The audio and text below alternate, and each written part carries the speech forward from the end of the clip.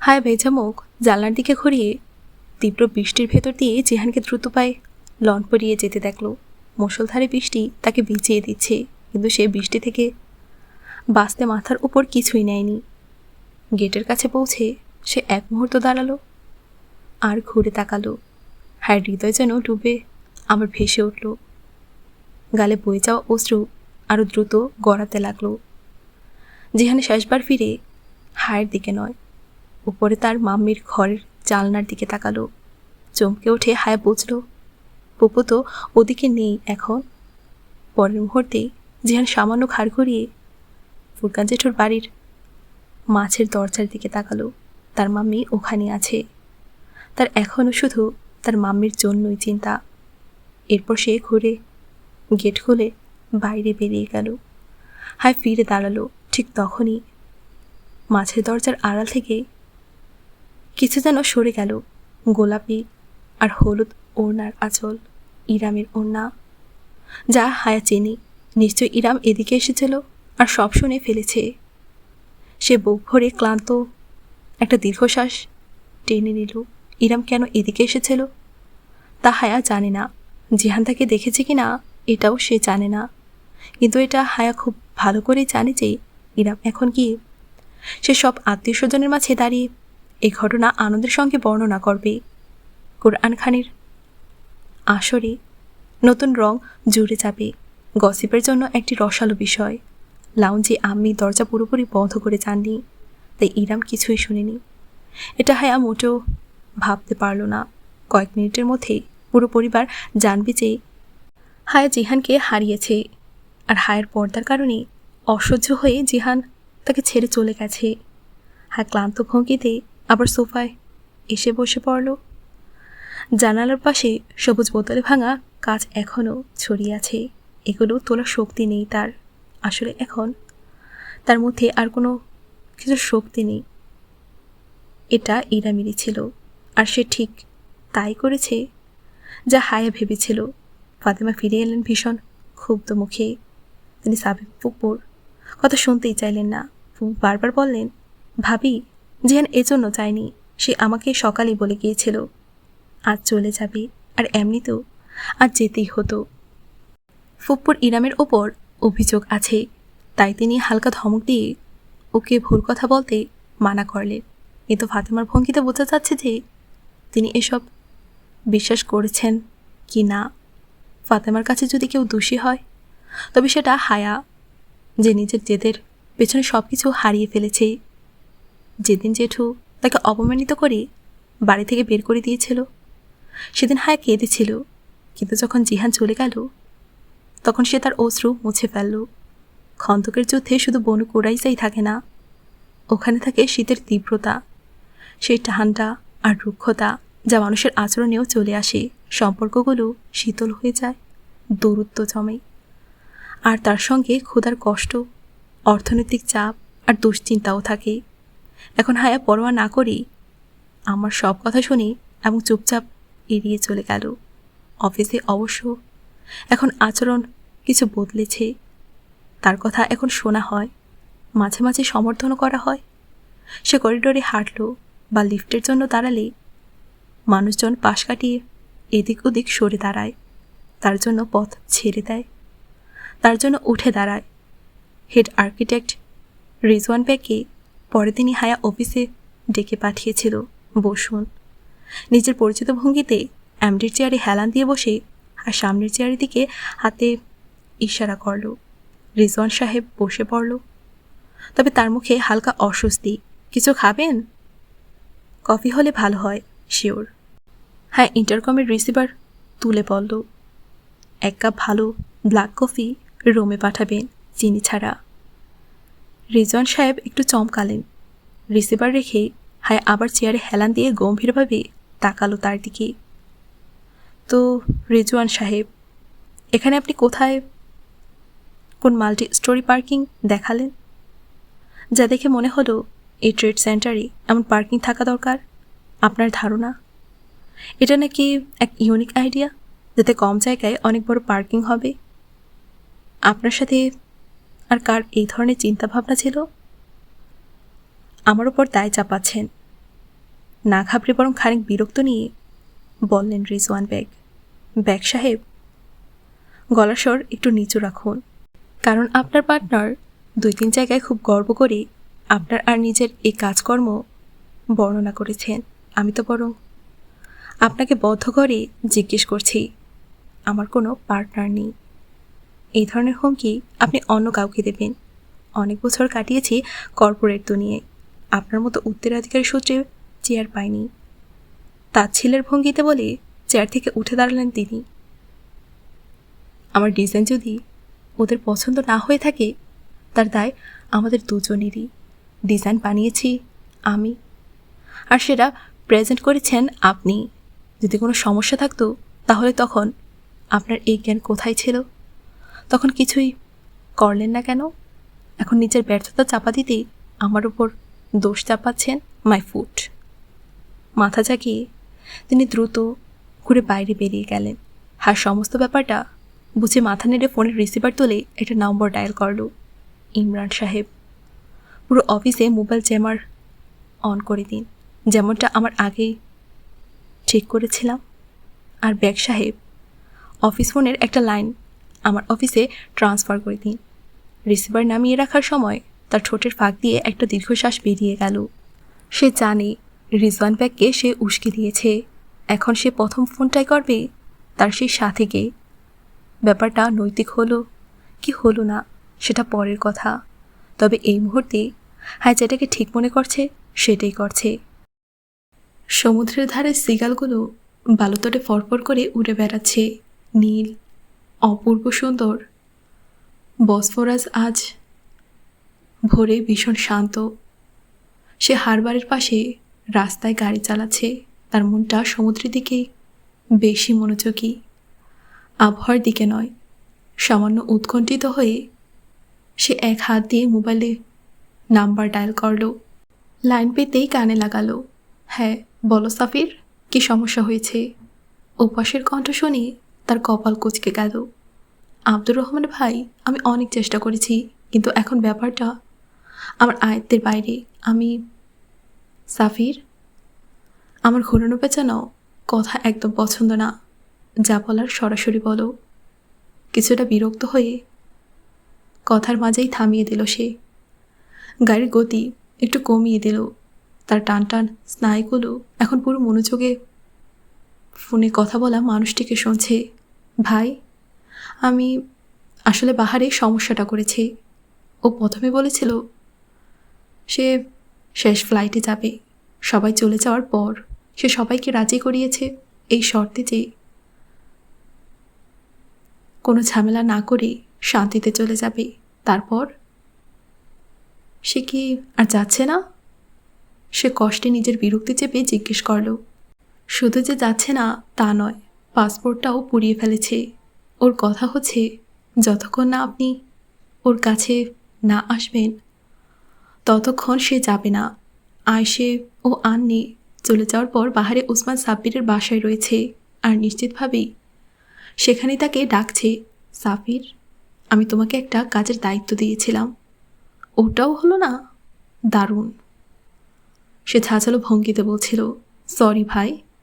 সাফিরের গলায় অনুতাপ। তাহলে আপনি কবে আসছেন? আমি কেন আসব? আমি কি এতটাই অবসরে যে একটা জেদি বাচ্চার ইচ্ছে মতো ছুটে আসব? তাকে বলো সে যেতে চাইলে যাক, আর না যেতে চাইলে না যাক। আমার কিছু যায় আসে না। আর শোনো, এরকম তুচ্ছ কারণে আর আমাকে আর বিরক্ত করো না। মোটামুটি ধমক দিয়ে সে কল কেটে মোবাইলটা ড্যাশবোর্ডে রেখে দিল। সমস্যা আগে কম ছিল, নাকি যে আবার নতুন একটা সমস্যা জুটল? এখন বাহারের পাসপোর্ট আবার নতুন করে বানাতে হবে। আর বাহারে এই নাটক। উফ। দু একটা জরুরি কাজ সেরে এই জিদি মেয়েটাকে দেখে নেবে সে। অসন্তুষ্টি ভরে মাথা ঝাঁকালো। তার মাথার পেছনের অংশ আবার ব্যথা শুরু হলো। লাউঞ্জের সোফায় পা গুটিয়ে বসে রয়েছে, হাতে ভেসলিনের কৌটা। সেখান থেকে 2 আঙুলে ক্রিম তুলে কোড়ালিতে মালিশ করছে। ফাতেমা আর সাবিন ফুপু সন্ধ্যার চা খেয়ে এখনই উঠেছেন। ইরামের শ্বশুরবাড়ির লোকজন এসেছে বিয়ের তারিখ ঠিক হচ্ছে, তাই তাদের সেখানে থাকা জরুরি। আর মন চায়নি তাদের সঙ্গে যেতে। সে হয়তো খুব পাথর হৃদয়ের হয়ে গেছে, না হয় খুব মজবুত। সে এখন বুক ভেঙে যাওয়ার মতো আঘাতও সহ্য করে থাকতে শিখেছে। দরজায় আলতো শব্দ হলে হায় চমকে মাথা তুলল। সোনিয়া ভাবি দরজায় দাঁড়িয়ে আছে। ভাবি প্লিজ আসুন। হায় আনন্দ মেশানো আশ্চর্যে উঠে দাঁড়ালো। বেসিনের কৌটাটা বন্ধ করে টেবিলে রাখলো। থ্যাঙ্কস। সোনিয়া মুচকে হেসে সোফা এসে বসল। হ্যাঁ টিস্যু দিয়ে হাত মুছে তার পাশে এসে বসে গেল। সোনিয়ার মুখে হাসি থাকলেও তার ভেতরে যেন কোথাও একটু দ্বিধাও রয়েছে, যেন সে কিছু বলতে চায় কিন্তু বুঝতে পারছে না কীভাবে শুরু করবে। বলুন ভাবি। আসলে হায়া, আমি তোমাকে নিতে এসেছি। আমি চাই তুমি গিয়ে তোমার জেঠুর কাছে মাফ চেয়ে নাও, তাহলে ওনার রাগ শেষ হয়ে যাবে আর আমরা সবাই আবার একসাথে বসতে পারবো। দেখো এখন সবাই ওখানে, তবু তোমার অভাবটা খুব টের পাচ্ছি। হায় ব্যাপারটা বুঝতে পেরে মাথা নাড়ল। অফিসের চেয়ারে বসে যেভাবে সে বিভিন্ন বিষয় বিশ্লেষণ করে, এখন কাজগুলো ঠিক সেভাবেই বিশ্লেষণ করতে লাগলো। জাফর আর অন্যান্য কাজের লোকজন থাকার পরেও মেহমান এলে সাইমা চাচি সব কাজ সোনিয়া ভাবিকে দিয়েই করান। ভাবির এক মুহূর্ত ফুরসত থাকে না। তাই এটা পরিষ্কার যে সে নিজের থেকে, অর্থাৎ সাইমা চাচির অগোচরে আসেনি, বরং তিনি সোনিয়া ভাবিকে পাঠিয়েছেন হায়কে নত করানোর জন্য, যাতে তার অহংকারের পতন ঘটে। অন্যদিকে হায়কে ক্ষমা করে জেঠু আর চাচি আবার বড় মন এবং ত্যাগের বীরত্ব প্রকাশ করতে পারবেন। চমৎকার হিসাব। আমি রাজি ভাবি। হায়ের কণ্ঠে কোনো উত্তেজনা নেই। আমি জেঠুর কাছে প্রতিটা মুহূর্তের জন্য ক্ষমা চাইতে প্রস্তুত। যে মুহূর্তে আমি তার মনে কষ্ট দিয়েছি, বেয়াদবি করেছি, অথবা আমার দ্বারা কোনো দুর্ব্যবহার হয়েছে, আপনি ওনাকে বলুন। আমি সবার সামনে, পুরো দুনিয়ার সামনে ক্ষমা চাইব ওনার কাছে। উনি বড়, আমি ছোট। আমাকে তো নত হতেই হবে। আমি হব। কিন্তু ভাবি, জেঠু একটি শর্ত রেখেছিলেন। সে একটু থামল। আর সেই শর্ত হলো, আমাকে তার বাড়িতে ঢুকতে হলে তার ছেলেদের সামনে মুখ খোলা রেখে ঢুকতে হবে, না হলে কখনো ঢুকতে পারবো না। আমি ওনার কাছে সব কিছুর জন্য মাফ চাইব, শুধু নিজের হিজাব ছাড়া। এখানে আমি ঠিক, উনি ভুল। আমি আর কখনো ওনার বাড়িতে ঢুকবো না। আপনি গিয়ে এই কথাটাই বলবেন। হায়া। সোনিয়া ভাবি অসহায়ভাবে তার দিকে তাকালো। এতটা কিসের পর্দা? দেখো, সেদিন ডক্টর জাকির নায়েকও বলেছিলেন, ভাবে প্লিজ কেউ আমার সমর্থনে কথা বলুক বা বিপক্ষে, আমার কিছু যায় আসে না। অনেক মেয়ে শুধু স্কার্ফ নেয়, মুখ ঢাকে না, কারণ তারা আল্লাহর সঙ্গে ততটুকুই কথা দিয়েছে। তারা তাদের কথা রাখে, এই নিচে নামে না। আমিও একটা কথা দিয়েছি যে হুকুম শুনব, আর সেটার প্রতি আমার অন্তর উন্মুক্ত হয়ে গেলে আমি সেটাই করব। এখন আমার অন্তর নিকাবের জন্য উন্মুক্ত হয়ে গেছে। প্লিজ আমাকে আমার প্রতিশ্রুতি রাখতে দিন। হায় কথা বলতে বলতে গোড়ালিতে লাগানো ভ্যাসলিন আঙুলের মাথায় মালিশ করে যাচ্ছে। হালকা শক্ত থাকা গোড়ালি তার আঙুলের গায়ে খসখসে লাগছে। দেখো, তোমার কথা ঠিক হতে পারে, কিন্তু হায়া, তুমি তো জানো পুরো পরিবার এখন বলা বলি করছে যে জিহান নাকি তোমাকে ছেড়ে চলে গেছে এই কারণে যে তুমি তোমার বোরকার জেদ ছাড়োনি। ভাবি, যেদিন ইরাম সবার সামনে এই কথা বলেছিল, সেদিনই ফুপু সবাইকে বুঝিয়েছিলেন জিহান শুধু নিজের ছুটির শেষ হওয়ায় ফিরে গেছে। কিন্তু কেউ ফুপুর কথা বিশ্বাস করেনি, বিশ্বাস করেছে ইরামের কথা। মানুষ সেই কথাই বিশ্বাস করে যে কথাটা সে বিশ্বাস করতে চায়। গোড়ালিতে লাগানো ভ্যাসলিন ইতিমধ্যে মিশে গেছে। হ্যাঁ, টেবিলে রাখা ভ্যাসলিনের ডাব্বা খুলে আঙুল দিয়ে কিছুটা নিয়ে আবারও গোড়ালিতে ঘষতে লাগলো। আর যদি সত্যি জিহান এই কারণে তোমাকে ছেড়ে গিয়ে থাকে, তখন তুমি কি করবে? সোনিয়া ভাবি যেন বেশ সময় নিয়ে বোঝাতে এসেছে, ভাবি ওটা আমার আর তার মাঝের ব্যাপার, আমরা সামলে নেব। আমি তো আগামী সপ্তাহেই তুরস্কে চলে যাচ্ছি, কথা বলে নেব জিহানের সাথে। পুরো পরিবারই এই ব্যাপারে নিয়ে এত চিন্তা কেন আমি সেটাই বুঝি না। হ্যাঁ, রাগী স্বরে বলছিল নাকি নরম স্বরে, ঠিক বোঝা যাচ্ছিল না। কথা বলতে বলতে সে গোড়ালিতে মালিশ চালিয়ে যাচ্ছে। কিন্তু হায়া, তুমি এটাও দেখো কাজিনদের সামনে কে পর্দা করে। আমার এক বান্ধবীর খুব কড়া পাঠান পরিবারের সাথে সম্পর্ক আছে, শুনেছি তাদের বাড়িতেও কাজিনদের সামনে মুখ ঢেকে পর্দা করা হয় না। হ্যাঁ, এগুলো সব ইসলামের অংশ বটে, কিন্তু এখন এসবকে পুরনো কথা বলা হয়। সময় অনেক এগিয়ে গেছে। হায়া খুব দুঃখের সাথে সোনিয়া ভাবির দিকে তাকালো। যদি আমার ও আপনার রাসূলুল্লাহ সাল্লাল্লাহু আলাইহি সাল্লাম আজ আমাদের সামনে হতেন, তাহলে কি আপনার সাহস হতো ওনার উপস্থিতিতে এই ধরনের কথা বলতে? সোনিয়া একদম চুপ হয়ে গেল। বলুন তো ভাবি, আপনাকে যদি বলা হয় আপনি রাসূলুল্লাহ সাল্লাল্লাহু আলাইহি সাল্লাম এর বিধান মানবেন নাকি আপনার শ্বশুর শাশুড়ির ইচ্ছা, তখন আপনি কাকে সমর্থন করতেন? সোনিয়া ঠোঁট আলগা করল, কিন্তু কিছুই বলতে পারল না। তার মুখে আর কোনো শব্দ নেই। হ্যাঁ, আবার কৌটা থেকে একটা বেসলিন নিয়ে অন্য গোড়ালিতে লাগাতে লাগলো। আপনি কি জানেন ভাবি, দাওয়ার ভাই এক সময় আমাকে বিয়ে করতে চাইতেন? সোনিয়ার চোখ বিস্ময়ে সামান্য বড় হয়ে গেল। ধীরে ধীরে মাথা নেড়ে জানালো সে জানত না। ঠিক যেমন ফারুক কিছুদিন আগে পর্যন্ত আমাকে বিয়ের জন্য জেঠি আম্মাকে চালাতো, তেমনি দাওয়ার ভাইও অনেকবারের জন্য চেষ্টা করেছেন। এসব কথা আমি জেঠি আম্মির মুখ থেকে আপনার বিয়ের 2 দিন আগে শুনেছি।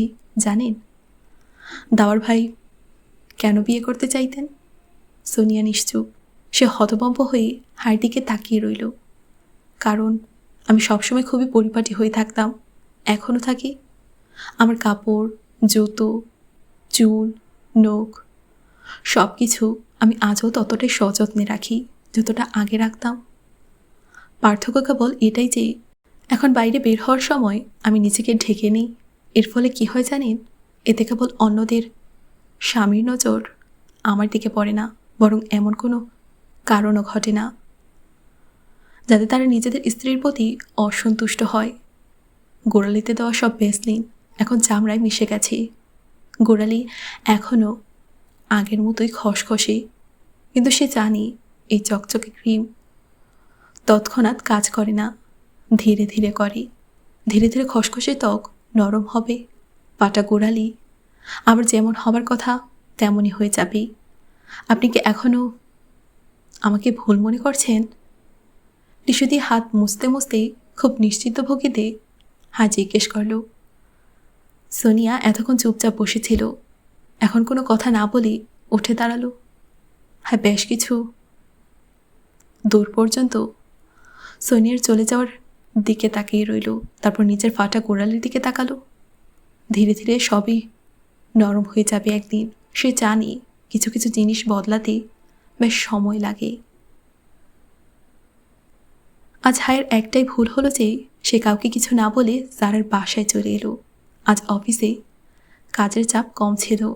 বাকের সাহেবকে সে নতুন করে সাজানো টপ হায়ার একটি দিয়ে সব নজরদারি দায়িত্ব দিয়েছে, তাই তার কাঁধে দায়িত্বের বোঝাও কিছুটা হালকা। সুযোগ পেয়ে সে ঠিক করল জারার সঙ্গে দেখা করে আসবে। 5ই জুলাই এসে পড়েছে। এখন তাকে এই সপ্তাহেই তুরস্কে ফিরে গিয়ে ক্লিয়ারেন্স করাতে হবে। এসব ভাবতে ভাবতে সে জারাদের বাড়ি পৌঁছালো। যারা ভেতরের ঘরে আছে। ফারিনা টারিনা এসেছে। তুমিও ভেতরে চলে যাও। জারার মা দরজা দিয়ে হাইকে দেখতে পেয়ে বলছিলেন তিনি কোথাও বেরোচ্ছিলেন। হাসি মুখে বলে তিনি বেরিয়ে গেলেন। হায় মাথা নেড়ে ভেতরে ঢুকলো। জারার ঘর করিডোরের একদম শেষ মাথায়। বাড়ি নিস্তব্ধ, শুধু ঘর থেকে আড্ডার শব্দ আসছে। ফারিনা আর মিসালের কণ্ঠ। হায় শহরপাটি ও বন্ধু ওরা নিশ্চয়ই ভালো সময় এসেছে হায়া, তাদের সঙ্গেও দেখা হয়ে যাবে।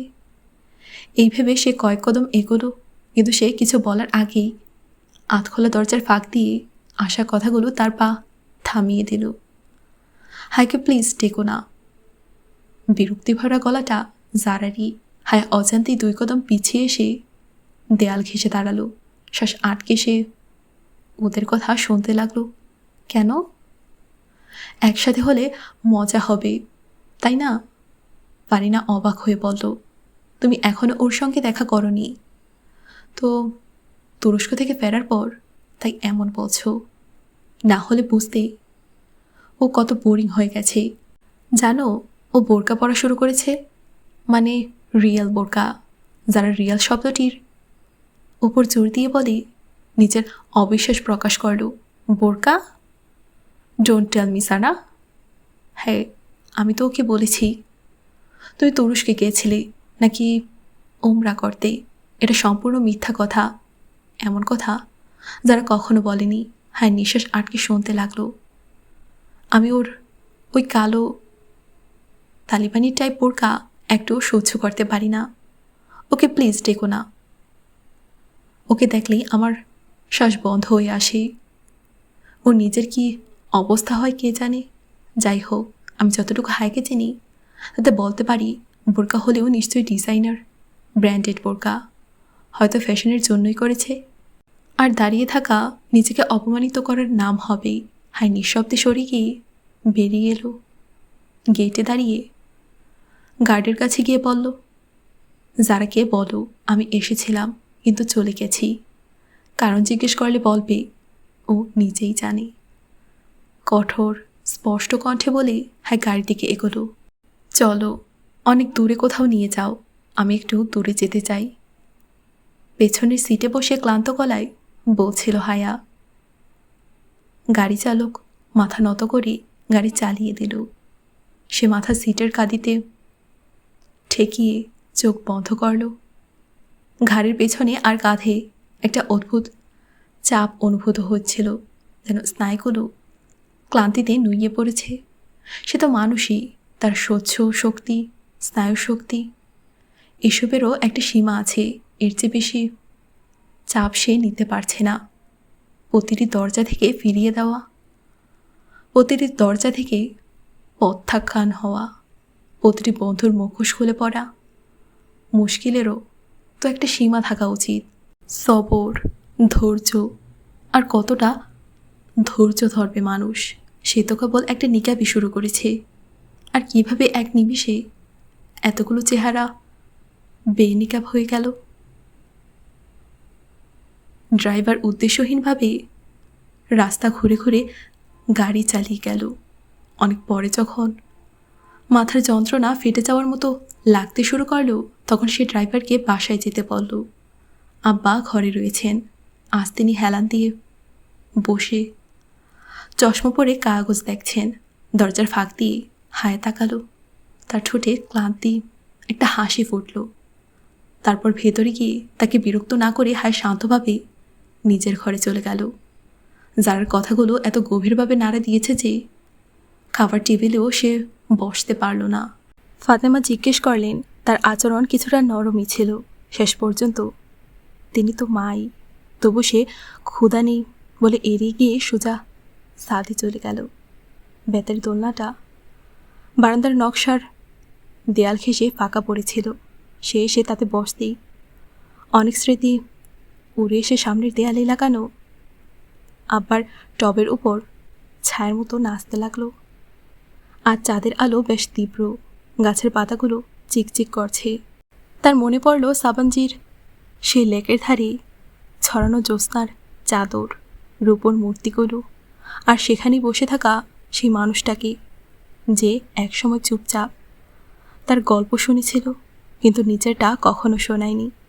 ফিরে গিয়ে সে ফোনও করেনি। সে এমনই, তবু হায় বারবার তার কাছে আশা রাখে। পাগল মেয়ে সে। অনেকক্ষণ সে দোলনায় বসে আব্বার টবগুলোর দিকে তাকিয়ে রইল। আব্বা অসুস্থ হয়ে পড়ার পর কাজের লোকেরাও এসব দেখভাল করা প্রায় ছেড়েই দিয়েছে। টবগুলো সামনের দেয়াল ঘেঁষে রাখা। টব আর দেয়ালের মাঝখানে প্রায় 4 গজ ফাঁকা উঠোন। এটা ছাদের পেছনের অংশ, আর সামনের অংশ রয়েছে টেরেস। সেখানে হায়া এখন আর বসে না, কারণ ওদিকে বসলেই বেপরদা হওয়ার সম্ভাবনা থাকে। সামনের বাসা থেকে স্পষ্ট দেখা যায়। আল্লাহ আল্লাহ, আবার পর্দার ঝামেলা। সে বিরক্ত হয়ে মাথা নাড়ল। না, সে নিজের পর্দায় বিরক্ত না, কিন্তু তবু একটা ক্লান্তি যেন এসে ভর করছে নিজের চিন্তা ভাবনায়। বিরক্ত হয়ে সে হঠাৎ উঠে দাঁড়ালো, ভেতরে যাওয়ার জন্য দরজার দিকে পা বাড়ালো। এমন সময় হঠাৎ টপ আর দেয়ালের মাঝখানের জায়গায় কিছু একটা চিকচিক করে উঠল। সে একটু সতর্ক হয়ে পিছনে সরে বলল, কে? চারপাশে নিস্তব্ধতা, নিঃশব্দ অন্ধকার, কিছুই নেই। হয়তো সে ভুল দেখছে। মাথা ঝাঁকিয়ে আবার ভেতরের দিকে পা বাড়ালো, কিন্তু পর মুহূর্তেই আবার কিছু ঝলসে উঠল। কে? কে ওখানে? হ্যাঁ, একদম স্থির হয়ে চোখ সরু করে সেই জায়গাটার দিকে তাকিয়ে রইল। ভয় পাচ্ছে না। নিজেকে বোঝাতে লাগলো সে মোটেও ভয় পায়নি, কিন্তু স্বভাবতই একটু ভয়ের শিরশিরে অনুভূতি ছুঁয়ে গেল। তারপর কিছু ভেবে ধীরে ধীরে এগিয়ে গেল। হায় টবের সারি বরাবর হাঁটতে হাঁটতে সে টবের কাছে পৌঁছালো, যেটাতে মানি প্লান্টের গাছ লাঠিতে ভর দিয়ে প্রায় 6 ফুট উঁচু হয়ে দাঁড়িয়ে আছে। ওখানে কিছুই নেই, কিন্তু কিছু একটা তবু আছে, যেন কোনো একটা বিশ্বাসে ভর করে আরেক পা এগিয়ে হঠাৎ স্থির হয়ে গেল।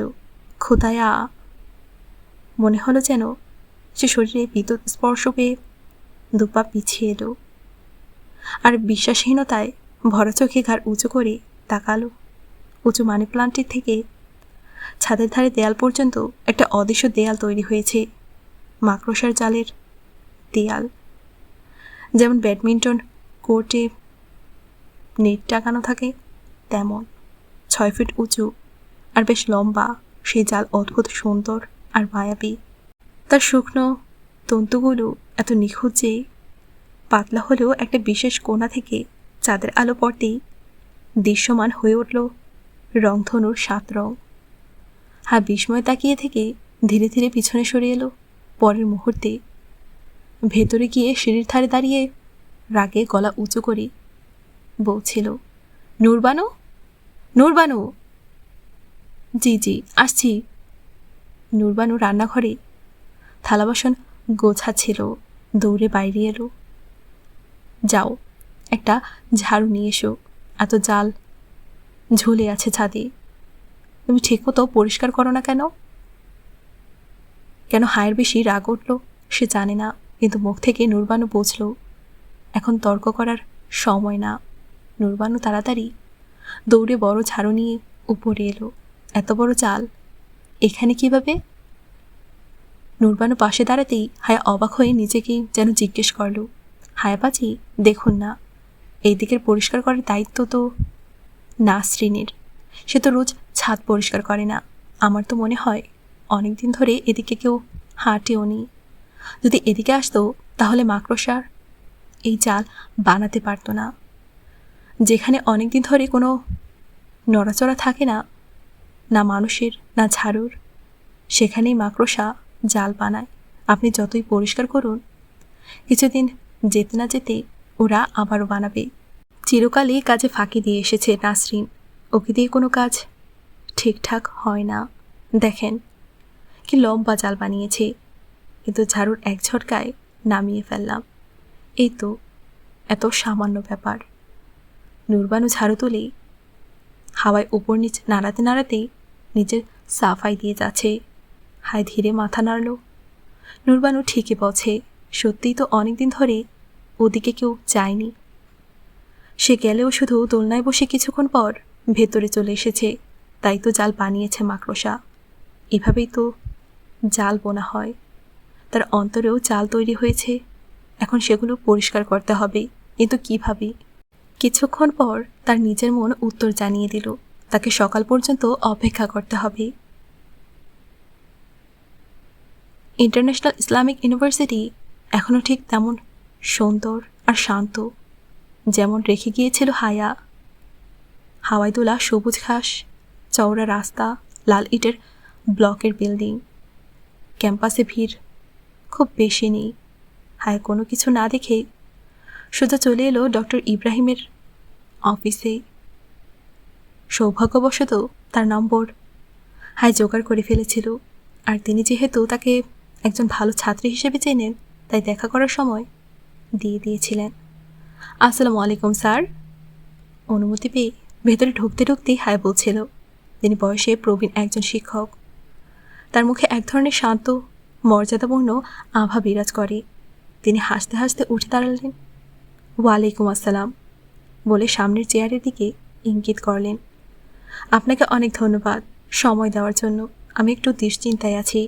ভাবলাম আপনার সঙ্গে আলোচনা করলে হয়তো কোনো সমাধান পাবো। চেয়ার টেনে বসতে বসতে ফোনে বলা কথাগুলো আবারও বলছিল হায়া। কালো আবায়া আর নিখুঁতভাবে পড়া নিকাবের আড়াল থেকেও তার ক্লান্তি স্পষ্ট বোঝা যাচ্ছে। শিওর, আপনি বলুন। চা বা অন্য কিছু নেবেন? না না স্যার, প্লিজ কিছুই লাগবে না। আমি শুধু কথা বলতে চাই। আমার একজন শ্রোতা দরকার। তিনি বুঝে মাথা নাড়লেন, মনোযোগ নিয়ে বসে রইলেন। হায়া গভীর শ্বাস নিয়ে চেয়ারে হেলান দিয়ে বসে হাত দুটো চেয়ারের হাতলে রেখে দুই হাতের আঙুলে একসঙ্গে গেঁথে আঙুলে থাকা প্লাটিনামের আংটিটা ঘুরিয়ে বলে যেতে লাগলো, আমি জানি একজন মুসলমানের সর্বোত্তম সঙ্গী হলো কোরআন, আর সব পরামর্শই আল্লাহর কাছ থেকেই নিতে হয়। নিজের সমস্যাও প্রথমে আল্লাহর সামনেই রাখতে হয়। কিন্তু যদি এতটুকু যথেষ্ট হতো, তবে আল্লাহ তাআলা সূরা আসরে এভাবে বলতেন না, মানুষ ক্ষতিগ্রস্ত। তবে সেই সব লোক ব্যতীত যারা ঈমান এনেছে, সৎ কাজ করেছে, একে অন্যকে হকের উদ্দেশ্যে উপদেশ দিয়েছে, একে অন্যকে ধৈর্যের উপদেশ দিয়েছে। স্যার, এই যে একে অন্যের সবরের উপদেশ, এটা তো মানুষের কাছ থেকেই চাই, বিশেষ করে তখন যখন অন্তরে মাকড়সার জাল তৈরি হয়ে যায়। তিনি সম্মতিসূচক মাথা নাড়লেন। চেয়ারে সামান্য এগিয়ে খুব মনোযোগ দিয়ে শুনতে লাগলেন তাকে। আপনি আমাকে চেনেন, জানেন আমি আগে কখনো এমন ছিলাম না। আমার জন্য দিন কখনোই লাইফস্টাইলের অংশ ছিল না। তবু আমি কখনো খারাপ মেয়েও ছিলাম না। প্রতিটি মানুষই নিজের গল্প বলতে গিয়ে নিজেকে কিছুটা ছাড় দেয়। আমিও হয়তো তেমনটাই করছি। তবু সত্যি বলছি, আমি হিজাব নিতাম না, কিন্তু ছেলেদের সঙ্গে কথা বলতাম না। কোনো ছেলের সঙ্গে গোপন বন্ধুত্ব ছিল না কখনো। আমি দোকানদারের কাছ থেকেও টাকা নেবার সময় চেষ্টা করতাম যেন হাত না ছোঁয়। একদম বাচ্চা বয়সে আমার বিয়ে হয়ে গিয়েছে, আর আমি এতটাই বিশ্বস্ত যে যদি কখনো কোনো ছেলের সঙ্গে দেখা করেছি, তাহলে সেটাও সেই বিয়েকে বাঁচাতেই। হায় বলছে, আর প্রতিটি শব্দ তাকে কষ্ট দিচ্ছে, যেন বুকের গর্ত থেকে শব্দগুলো টেনে আনছে কেউ। এমন সব কাটা যেগুলো বুকে গেঁথে থাকতে তো কষ্ট দেয় না, যতটা কষ্ট দেয় তাদের ছিঁড়ে বের করতে। তারপর আমি বাইরে চলে গেলাম। ওখানে দিন আমার কাছে ছিল যে মিলাদে অ্যাটেন্ড করলাম। তপাকপিতে ধর্মীয় কিছু নির্দেশনা দেখে মাথা ঢেকে নিলাম। ব্যাস, সোয়াব পেয়ে গেলাম। তারপর যা ইচ্ছে করো। কিন্তু তারপর এক সময় আমি টের পেলাম আমার কোনো ইজ্জত নেই। আমি নিজেকে অপমানিত ও অসম্মানিত হতে দেখছি। আমার নিয়ত কখনোই খারাপ ছিল না, তারপরও আমি অপদস্থ হয়েছি। তখন আমি বুঝতে পারতাম না এগুলো কেন হচ্ছে। তারপর আল্লাহ আমাকে দুই ধরনের আযাবের স্বাদ দিলেন, রুহানি আর জিসমানি। প্রথমে আমি মৃত্যু দেখলাম, তারপর মৃত্যুর পরের জাহান্নাম। সে কষ্টে চোখ বন্ধ করল। দাউ দাউ করে জ্বলা আগুন, ফুঁসতে থাকা অঙ্গার, সব যেন সামনে। আজও আমার শরীরে সেই ভয়ানক দুর্ঘটনার রেখে যাওয়া জখমগুলো তাজা। তারপর আমার উপলব্ধি হলো, আল্লাহর সন্তুষ্টি কেবল ইচ্ছা আর আকাঙ্ক্ষায় মেলে না, তার জন্য হৃদয়কে ভাঙতে হয়, মেহনত করতে হয়। আমি সেই হৃদয় ভেঙেছি এই আশায় যে আমার চোখে, আমার মনে, আমার সত্তায় নূর যাতে ঢুকে। আমি ঠিক করেছি, যা যা আল্লাহ চান আমি তাই করব। তখন কেউ আমাকে বলল, কোরআনের ধাঁধাগুলো বেশ আকর্ষণীয় হয়। আর সূরা আহজাবের হিজাবের আয়াতটাও একটা ধাঁধা। সে ধাঁধা এভাবে সমাধান করেছে, হিজাব নেওয়া মানেই খন্দকের যুদ্ধকে আমন্ত্রণ জানানো, যেখানে বনু কুরাইজা চুক্তি ভেঙে বেরিয়ে যায়, যেখানে হাড় কাঁপানো শীত, খিদে আর অভাব সব একসঙ্গে উপস্থিত। তারপর দেখলাম আমি নিজেকে সেই খন্দকে খুঁজে পেলাম। এখন যখন আমি এই দ্বিতীয় লাইফস্টাইল ছাড়তে চাই না, তখন মানুষ আমাকে এর চেয়ে জোর করে ফিরিয়ে নিতে চাইছে। আমার সেই জেঠু, যিনি সারা জীবন নিজের মেয়েকে স্কার্ফ পরিয়ে রেখেছেন, আজ তিনি নিজেই হিজাবের বিরুদ্ধে। আমি কিভাবে আমার হৃদয়ের এই নিঃসঙ্গতার সাথে লড়াই করব স্যার? আমি কিভাবে এই চালগুলো পরিষ্কার করব? বড় অসহায়ভাবে সে প্রশ্নটা করল। মনে হলো বুক থেকে বড় একটা পাথর নেমে গেল। যতদূর আমি আপনার কথা বুঝতে পারলাম, খুব শান্ত কিন্তু দীর্ঘ গলায় ডক্টর ইব্রাহিম বলতে শুরু করলেন, আপনার মনে মাকড়সার জাল তৈরি হচ্ছে কারণ আপনি মানুষের আচরণকে স্থায়ী করে ধরে নিচ্ছেন। দেখুন কোরআন কি বলে। একটা সূরা আছে না, আনকাবুত মানে মাকড়সা। এখানে বলা হয়েছে যারা আল্লাহকে ছেড়ে অন্য কাউকে নিজেদের অভিভাবক বানায়, তাদের দৃষ্টান্ত মাকড়সার মতো, যে নিজের জন্য ঘর বানায়। আর সব ঘরের মধ্যে সবচেয়ে দুর্বল ঘর মাকড়সার হয়। তাহলে এই কারসাজ বানানো মানে শুধু কাউকে আল্লাহর সমমর্যাদায় বসানো না, বরং কাউকে এমনভাবে নিজের ওপর প্রতিষ্ঠিত করে নেওয়া যে তার আচরণই আমাদের মানদণ্ড হয়ে দাঁড়ায়। এটাও এর ভেতরে পড়ে। হ্যাঁ, মনোযোগ দিয়ে শুনছে। আপনি আপনার হিজাবের জন্য অনেক লড়াই করেছেন। এই লড়াই তো একজন নারীর জিহাদ, তার চূড়ান্ত সংগ্রাম। কিন্তু ধীরে ধীরে আপনি ভেতরে ভেতরে ধরে নিচ্ছেন মানুষের আচরণ কখনোই বদলাবে না। আপনার কি সত্যি মনে হয় ওরা বদলাবে? না। হায় মাথা নাড়ল। আমার যেটা কখনো নিজের হার মানতে রাজি হবেন না। আপনি ওনাকে চেনেন না। আপনার জেঠুর সমস্যা কি জানেন হায়া? অনেক মানুষের মতো উনিও হয়তো নিজের মেয়েকে স্কার্ফ পরিয়েছেন আল্লাহর সন্তুষ্টির জন্যই। হিজাব নিয়ে তিনি স্ট্যান্ড নিয়েছেন, যেমন আজ আপনি নিচ্ছেন। আর হিজাব নিয়ে যেই স্ট্যান্ড নেয় তার পরীক্ষা হবেই। আপনাকে কটূক্তির নিশানা বানানো হয়েছে কারণ আপনি কারো কটু কথা খুব বেশিক্ষণ সহ্য করতে পারেন না। এটা আপনার দুর্বলতা। আর আপনার জেঠুকে প্রশংসা, বাহবা আর ওয়াও দিয়ে পরীক্ষা করা হয়েছে। তিনি মেয়েকে খুব ভালো শিক্ষা দিয়েছেন, এটা হয়তো লোকজন তাকে প্রশংসা করে বলছে। আর এভাবেই তিনি কাজ শুরু করেছেন আল্লাহর সন্তুষ্টির জন্য। কিন্তু তারপর সেই কাজের ভেতরে লোক দেখানোর প্রবণতা আর আত্মতুষ্টি ঢুকে পড়ল। হায়, স্তব্ধ হয়ে থাকলো। এভাবে কখনো ভাবেনি সে। এখন সেই আত্মতুষ্টি এমন জায়গায় পৌঁছেছে যে নিজের প্রতিটি কথাই এখন তার কাছে সঠিক মনে হয়।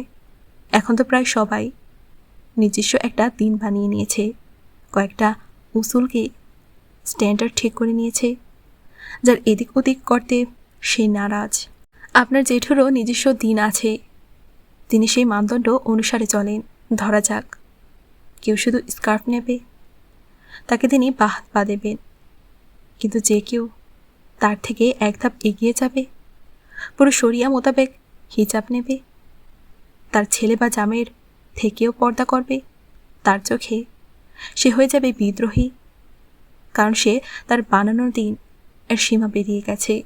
ফলে তাকে আপনার জেঠুর কাছ থেকে শাস্তি পেতেই হবে। হ্যাঁ, ধীরে ধীরে মাথা নাড়ল। তার মনে হতো জেঠু যেন তার শত্রু হয়ে গেছেন, দিনের বিরোধিতা করছেন। কিন্তু এটা আসলে ভুল। সে এখন বুঝতে পারছে তিনি আসলে নিজেকেই ঠিক ভাবছেন আর হায়াকে ভুল ভেবে এসব করছেন। কিন্তু এসবের ফলাফল কি হবে? এর শেষ কোথায়? এই আত্মগরিমা বনাম পুণ্য, এর যুদ্ধের ফয়সালা কোথায় হবে? তার কথায় ডক্টর ইব্রাহিম মৃদু হেসে বললেন, হায়া, আপনি একটু আগে সূরা আহজাবের ধাঁধার কথা বলছিলেন না? তার সাথে আপনি হিজাবের কথা উল্লেখ করেছিলেন। আমি না, আমার বান্ধবী। হ্যাঁ, দ্রুত উল্লেখ করে, বান্ধবী? আপনার বান্ধবী এসব বলেছে? হিজাবকে খন্দকের যুদ্ধ, বনু কুরাইজা, শীত, ক্ষুধা সব কিছুর সাথে তুলনা করা যায়, কিন্তু তারপরও আপনি একটা জিনিস মিস করেছেন। কি? সে অবাক হয়ে সামনে ঝুঁকল। আর সে কি কিছু মিস করেছিল? আপনি এখনও আহজাবের ধাঁধা পুরোটা সমাধান করেননি। আপনি শুধু একটা জিনিস দেখতে পাচ্ছেন না, যেটা আসলে ধাঁধার মূল ব্যাপার, তার ভিত্তি, একটা ব্যাপার যা আপনি ভুলে গেছেন। কি সেটা স্যার? হ্যাঁ, একটু এগিয়ে বসল। আমি যদি তা আপনাকে মুখে বলে দেই, তাতে তত লাভ হবে না যতটা হবে আপনি নিজে চিন্তা করে। কোরআনের ধাঁধাগুলো নিজেকেই সমাধান করতে হয়। নিজে ভাবুন, নিজে খুঁজুন। আপনার সমস্যার খুব সরাসরি সহজ সমাধান আপনি নিজেই দেখতে পাবেন। হ্যাঁ, হালকা হেসে মাথা নাড়ল। এখন তারও ধাঁধা সমাধান করতে ভালোই লাগে। ঠিক আছে, আমি নিজেই ভেবে দেখব। কিন্তু স্যার, মানুষ যখন আমাকে দাকিয়ানুসি বলে, তখন আমার খুব কষ্ট হয়। আমি আমার মনের কি করব? হ্যাঁ, এক এক করে মনের সমস্ত কাঁটাগুলো উপড়ে ফেলল। কষ্ট হচ্ছে তার, ভীষণ কষ্ট। দাকিয়ানুসি মানে কি হায়া? সে উত্তর দিতে মুখ খুলল, বলতে চাইল পুরনো, ব্যাকওয়ার্ড, গ্রাম্য, কিন্তু থেমে গেল। যিনি মানুষের প্রশ্নের উত্তর অন্যভাবে দিতে হয়। আপনি বলুন স্যার, এর মানে কি? ডক্টর ইব্রাহিম একটু হাসলেন। আসহাবে কাহাফের গল্প তো শুনেছেন, যে রাজা তাদের ওপর জুলুম চালাতো আর আল্লাহর অনুগত থেকে ফিরিয়ে রাখতে চাইতো। সেই রাজা ছিল দাকিয়ানুস, দাকিয়ানুস কিং ডেসিয়াস। তো আল্লাহর আনুগত্য থেকে ফিরিয়ে রাখার যে পদ্ধতি, সেটাই ছিল দাকিয়ানুসিয়াত। এখন ভাবুন, আল্লাহর আনুগত্যের কোনো কাজ কিভাবে দাকিয়ানুসি হতে পারে? হ্যাঁ, নিঃশব্দ হয়ে গেল। আমি তো মানলাম স্যার, কিন্তু ওদের কিভাবে বুঝাবো? আমি নিজের আম্মার সঙ্গে 1 ঘন্টা তর্ক করলাম, তবু কিছুই বোঝেনি। আপনার বয়স কত? 23 হতে চলেছে। হ্যাঁ, আশ্চর্য না হয়ে বলল, আপনার তো 12-13 বছর বয়স থেকেই স্কার্ফ নেওয়া উচিত ছিল। আপনি সেটি নিয়েছেন 22 বছর বয়সে। যে কথা 10 বছর এক বন্ধুর মৃত্যু আর এক দুর্ঘটনার পর আপনার মাথায় এসেছে, আপনি কিভাবে আশা করেন আপনার অন্য কেউ তা 1 ঘন্টায় বিতর্কে বুঝে ফেলবে? তিনি খুব নরম গলায় বলছিলেন, তাহলে কি ওদের আমার অবস্থান বুঝতে 10 বছর লাগবে? এর চেয়েও বেশি লাগতে পারে, আবার কমও লাগতে পারে, কিন্তু যেটাই হোক ওদের একটু সময় আপনাকে দিতেই হবে। কিছু কিছু পরিবর্তন সময় না হলে আসে না। কিন্তু মানুষ কতটা সহ্য করবে? কতদিন? তার কণ্ঠ আবারও ভেঙে এলো।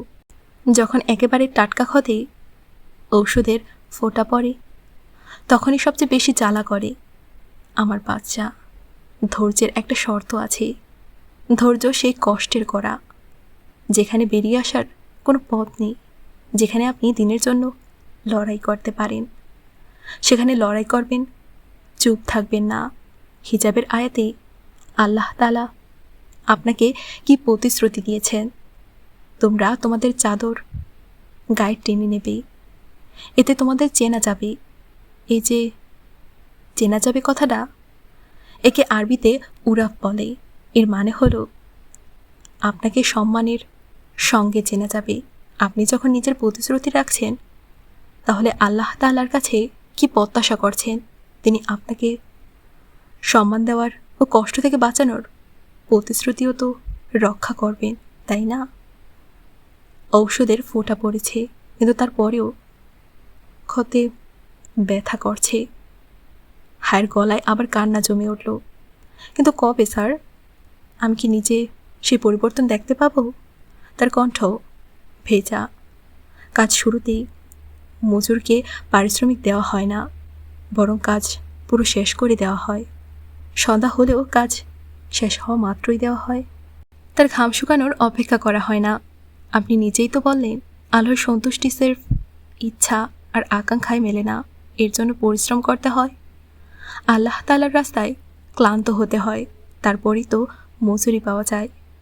এই সময় ফোন বেজে ওঠে। তিনি নিচে বাড়ি আরবিতে কথা বলতে বলতে কিছুক্ষণ, তারপর ফোন রেখে উঠে দাঁড়ালেন। আমি একটু পরে আসছি, আপনি ততক্ষণ বসুন। দুঃখিত, আমি আপনার জন্য এর চেয়ে বেশি কিছু করতে পারছি না, শুধু এতটুকু ছাড়া। তিনি পাশের টেবিল থেকে একটা কাচের জার টেনে হায়ের সামনে টেবিলে রাখলেন, যার গোলাপি রঙের কাগজে মোড়ানো ক্যান্ডিতে ভরা। It's okay sir. হ্যাঁ সামান্য হাসলো। 2 সপ্তাহ আগে আমি তুরস্কে গিয়েছিলাম। ইউনিভার্সিটি অফ ইস্তাম্বুলে একটা কনফারেন্স ছিল, সেই কারণে এটা আমি কাপাডোকিয়া থেকে এনেছি। আপনার তুরস্ক ভালো লাগে, তাই ভাবছি এটাও আপনার ভালো লাগবে। আমি আসছি, হেসে তিনি কয়েকটা বই তুলে নিয়ে বেরিয়ে গেলেন। বইগুলোর মধ্যে সবার উপরে হোলি বাইবেল। হ্যাঁ বেজা চোখ মুছে মৃদু হেসে জারের ঢাকনা খুলল, ভেতরে হাত ঢুকিয়ে 2টো ক্যান্ডি বের করল। একটা গোলাপি মোড়ক খুলে ক্যান্ডি মুখে রেখে ওই মোড়কটা উল্টে পাল্টে দেখল। ওর উপরে অদ্ভুত নকশা আঁকা। যাই হোক, আরেকটি ক্যান্ডি আর তার মোড়ক সে পার্সে রেখে দিল। তুরস্কের সঙ্গে সম্পর্কিত সব কিছুই তার কাছে অনেক প্রিয়। ক্যান্ডির স্বাদ মুখে নিতে নিতে সে ঘাড় ফিরিয়ে বন্ধ দরজার দিকে তাকালো, যেখানে দিয়ে একটু আগেই ডক্টর ইব্রাহিম বাইরে গেছেন। কিছু মানুষ শুধু দিন এর কারণে আপনার কাছে খুব কাছের হয়ে যায়। সকালে অফিসে যাওয়ার আগেই হ্যাঁ তাড়াহুড়ো করে ডাইনিং টেবিলে বসে নাস্তা করছিল। গতকাল থেকেই তার মন এত শান্ত যে বর্ণনা করাও কঠিন। মাঝে মাঝে মানুষের নিজের কষ্টটা ভাগ করে নেওয়া উচিত, তবে সঠিক মানুষের সাথে আর সঠিক সময়ে। নূরবানু কাছেই রান্নাঘরে দাঁড়িয়ে ফাতেমা নূরবানুকে নির্দেশনা দিচ্ছেন। আবিদা ভাবি আর সেহরিশ দুজনই আজ দুপুরে এখানে খাবে, তুমি এখন থেকেই তাদের জন্য রান্নার প্রস্তুতি শুরু করে দাও। এভাবে করবে যে জুসের গ্লাস ঠুটে তুলতেই হ্যাঁ থেমে গেল। এই আবিদা চাচি আর সেহরিশের তাদের বাড়িতে আসা যাওয়ার চক্কর কি বেড়ে গেছে নাকি? 2 দিন আগেই তো এসেছিল, আর ফুপ্পুর জন্য খুব দামি একটা সেট কাপড়ও এনেছিল। আজ আবারও এসেছে কেন? আমি হ্যাঁ চেয়ার থেকে উঠে টিস্যু দিয়ে হাত মুছতে মুছতে ফাতেমাকে আসতে দেখে ডাক দিল। চাচি কেন আসছেন? আব্বার সাথে দেখা করতে? না, তোমার ফুপ্পুর সাথে শপিংয়ে যেতে চাই। সেহরিশের কলেজে একটা অনুষ্ঠান আছে, ওকে নাকি আইরিশ স্টাইলে কনে সাজাতে হবে, তার জন্য বিশেষ ড্রেস বানাতে চায়। সাবিনের তো কাপড় টাপড়ের ব্যাপারে ভালো একটা অভিজ্ঞতা আছে, সেই জন্যই। আচ্ছা। হ্যাঁ অবাক হয়ে আবায় পড়া শুরু করলো। সেহরিশ আগে তো কোনো কিছুতে কারো পরামর্শ নিত না, কিন্তু এখন কেন? আর ফুপ্পুই বা কেন? নাকি হ্যাঁ নিজেই ধীরে ধীরে জিহান সিকান্দারের মতো হয়ে যাচ্ছে। প্রতিটা বিষয়ে সন্দেহ, সব মানুষের ওপর সন্দেহ করার স্বভাব। উফ। নিকাবের ফিতা মাথার পেছনে বেঁধে সে বাইরে বেরিয়ে এলো। যাক, যা ইচ্ছে হোক।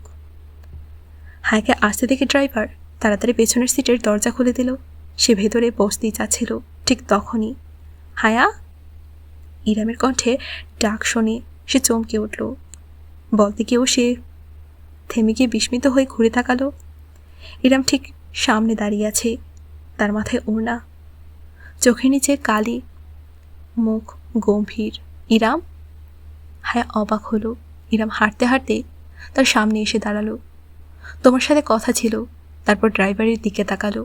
আপনি একটু বাইরে যান। সে যেন ওখানে দাঁড়িয়ে কথা বলতে চাচ্ছে। ড্রাইভার বাধ্য কর্মচারীর মতো সরে গেল। বলো কি কথা? হ্যাঁ নরম স্বরে জিজ্ঞেস করছিল। ইরাম কয়েক মুহূর্ত ওর দিকে গম্ভীরভাবে তাকিয়ে রইল, তারপর ধীরে বলল, সেদিন আমি যা শুনেছিলাম ওখানে গিয়ে সব বলে দিয়েছিলাম। এজন্য যে আমি তোমার উপর রাগ করেছিলাম, কারণ তুমিও আমার পর্দা রাখনি।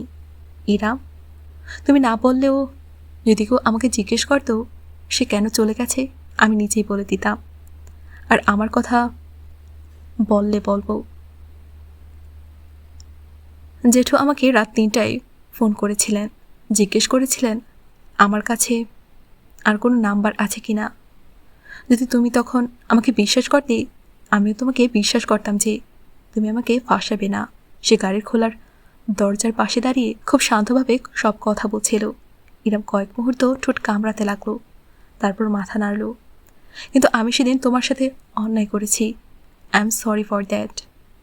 আমার এটা করা উচিত হয়নি। হ্যাঁ, মনোযোগ দিয়ে তাকে দেখলো। সে কি সত্যি অনুতপ্ত, না এর পিছনে অন্য কোনো উদ্দেশ্য আছে?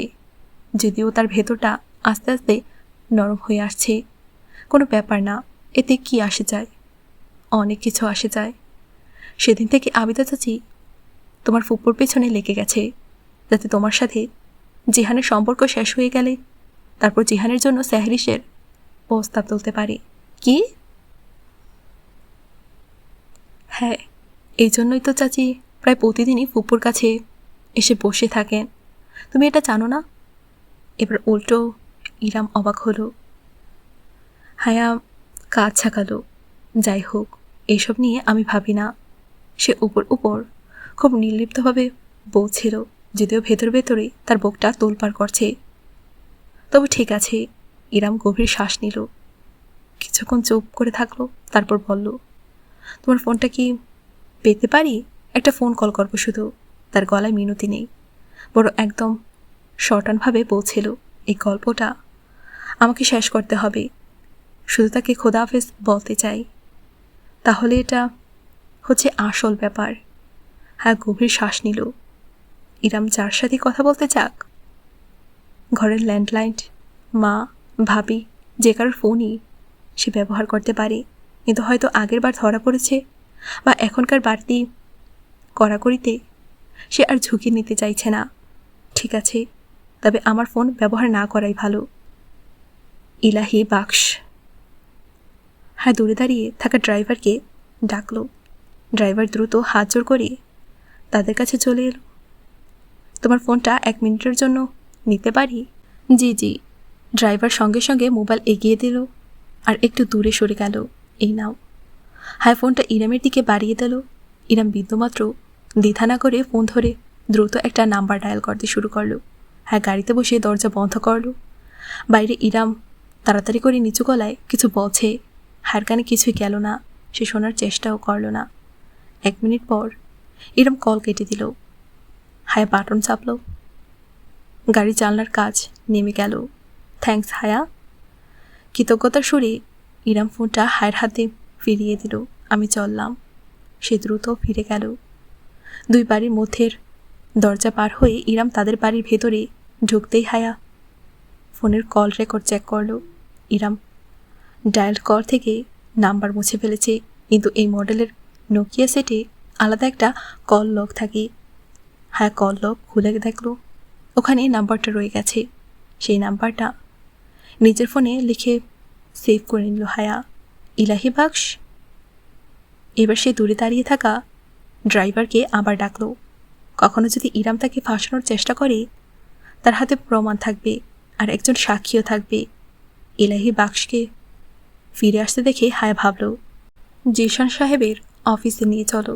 সেদিন গিয়েছিল ওই জায়গায়। ফোনটা এগিয়ে দিয়ে ড্রাইভারকে নির্দেশনা দিল। আর হ্যাঁ, ইরাম বিবি তোমার ফোন ব্যবহার করেছে এটা কাউকে বলবে না। জি ম্যাডাম।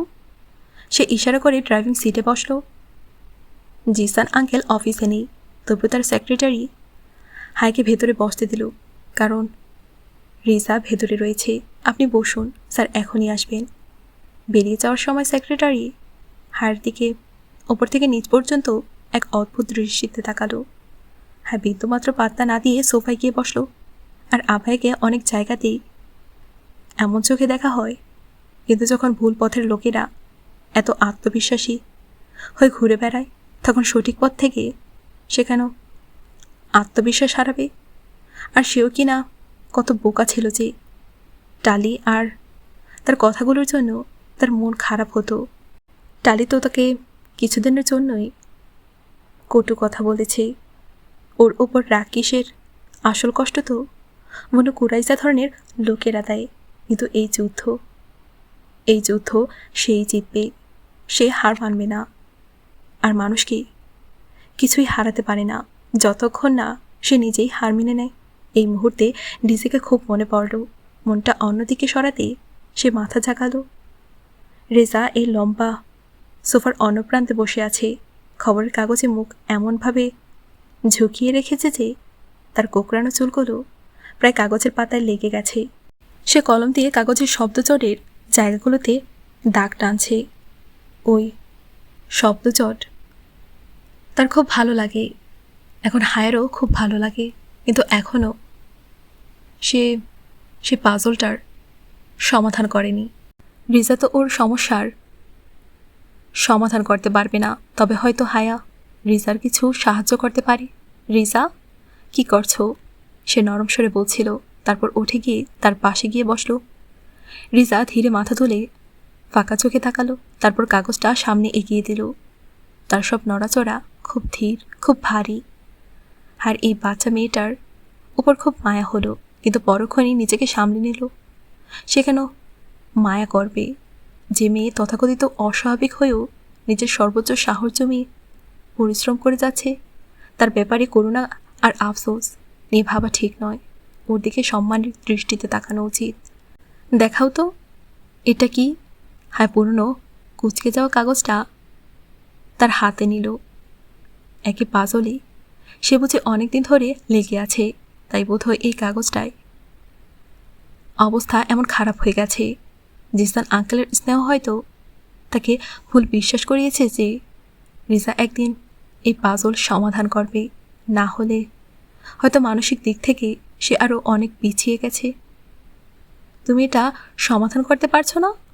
হায় স্নেহ ভরে জিজ্ঞেস করল। রিজা আস্তে করে মাথা নেড়ে জানালো সে পারছে না। এক মুহূর্তের জন্য হায়ের বাহারে গোলের কথা মনে পড়ল। আচ্ছা শোনো, এই প্রথম শব্দটা হচ্ছে অ্যানাগ্রাম। অ্যানাগ্রাম মানে হচ্ছে একটা শব্দের অক্ষরগুলোকে আগে পিছে করে দিলে আরেকটা নতুন শব্দ হয়, যেমন সাইলেন্ট। এর অক্ষর ঘুরিয়ে লিসেন বানানো যায়। প্রবাদ আছে অ্যানাগ্রামে প্রচুর হিকমত আর প্রজ্ঞা লুকিয়ে থাকে। হায় সংবাদপত্র থেকে পড়ে বলতে লাগলো। এখন দেখো, প্রথম শব্দটা হচ্ছে ট্রাই হেরোপার্ট। এটা আসলে একটা মুভির নামের অ্যানাগ্রাম। তোমাকে বলতে হবে এই অক্ষরগুলো ঘুরিয়ে কোন মুভির নাম হয়। বুঝেছ তো? রিজা কিছু বলল না, ফাঁকা চোখে হাই দিকে তাকিয়ে রইল। হাই কিছুক্ষণ মন দিয়ে শব্দটা দেখল, তারপর হঠাৎই বুঝে গেল ট্রাই হিরোপার্ট। এর অক্ষরগুলো ঘুরিয়ে দিলে নতুন শব্দ কি হয় দেখো, হ্যারি পটার। এটা থেকে হ্যারি পটার হয়। এখন এখানে লিখো হ্যারি পটার। হায় কাগজটা রিজার হাতে দিল। রিজা আস্তে মাথা নেড়ে সম্মতি জানালো, আর খুব ধীরে ধীরে এক এক করে অক্ষরগুলো ফাঁকা করে লিখতে শুরু করলো। এবার পরের দলটা দেখো, ওল্ড বেস্ট অ্যাকশন। এটা থেকে একজন বিখ্যাত অভিনেতার নাম হয়, যিনি পুরনো ইংরেজি অ্যাকশন মুভিতে অভিনয় করতেন। কে হতে পারে? হ্যাঁ, তিনটা শব্দ একসাথে দেখে ভাবতে লাগলো জিসান আঙ্কেলের কাছে সে কেন এসেছিল। সেই উদ্দেশ্য আপাতত সম্পূর্ণ ভুলে গেছে। ও হ্যাঁ, ক্লায়েন্ট অ্যাস্টোড। হঠাৎ হায়া চমকে উঠল। ভীষণ ইন্টারেস্টিং পাজল এটা।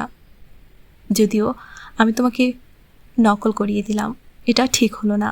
চলো এবার বাকিগুলো তুমি নিজেই সমাধান করো। তোমার শুধু অক্ষরগুলোর জায়গা বদলাতে হবে, যেমন আমি করলাম। তাহলেই নতুন নতুন শব্দ বের করা যাবে, ঠিক আছে? কথা শেষ হওয়ার আগেই তার মন আবার নিজে সেই পাজলটার দিকে চলে গেল। সোয়াপ।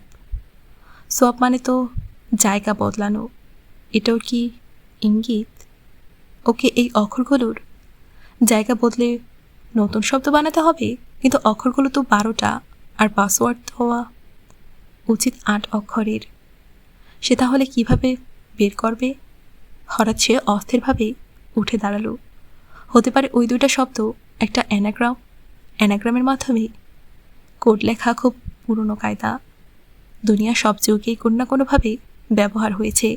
দর্শন, শিল্প, সাহিত্য, গুপ্তচরবৃত্তি সব ক্ষেত্রেই অ্যানাগ্রামের একটা ভূমিকা আছে। এর আগে এ কথা মাথায় এলো না কেন? ফ্ল্যাশ ড্রাইভ তো ব্যাগেই আছে, কিন্তু ওটা শুধু নিজের ল্যাপটপেই লাগানো উচিত, আর সেটাই এখন তার দরকার।